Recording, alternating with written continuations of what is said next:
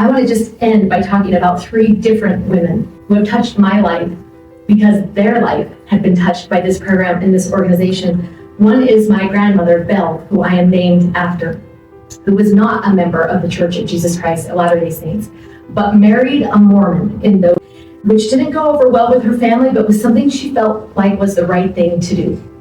And then, as she was embraced into that community, she was called into the Young Women's Association at that time. And she devoted her life to that cause. And after about a year of serving with those young women and with those leaders and under that direction, decided to become baptized as a member of the Church of Jesus Christ of Latter-day Saints. Now that in and of itself would be enough probably to win someone like me to the importance of an organization like this. But I have also seen the reach of this organization, not just on a leader in Salt Lake City, Utah, but all over the entire world. I just returned home 2 weeks ago from an island called Chuuk in Micronesia, an island you can only get to by boat.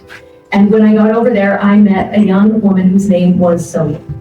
And I met her, and her and I spoke to each other, and I could tell she was a well-educated, brilliant young woman with so much potential. And as I was talking to her, someone said, "You should ask her about her calling." And so I sat down in a chair. Zoe is a senior in high school. And I said, "Zoe, tell me about your calling." And she said, "Oh," and her eyes just lit up. And she said, "I just turned in my mission papers to serve a mission. And did you know I could serve anywhere in the whole world?" Imagine coming from an island you could only get to by boat. And I said, "That is amazing." And the woman who had talked to me said, "Ask her about her calling." So I said to her, "Okay, Zoe, but tell me about your calling." And she said, "Oh, I am the seminary teacher on the island. I teach early morning seminary." I said, "You do? How many days a week do you teach?" 4 days a week she teaches. "How many students do you have?" 10. "I have 10 students. I said, "So you're doing all your homework for being a senior in high school, and then you are preparing a 45-minute lesson every night to go and teach these 10 kids that you teach. Do you love it?" And she said, "Yeah, I love it." And the lady says to me, "But ask her about her calling." And I said to her, "Okay, but tell me about your calling." And she said, "Oh, I'm the Young Women's President in my ward."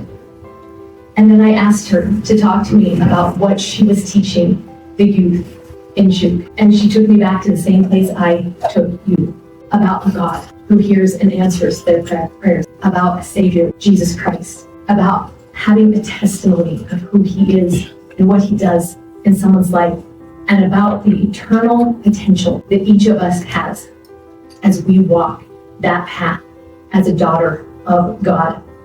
It was such an experience for me to see and recognize that what started out from the ringing of a bell in the Lion House is touching the lives of young girls all over the entire world. These girls are strong and courageous. They are girls who are gifted in gathering and in inclusion.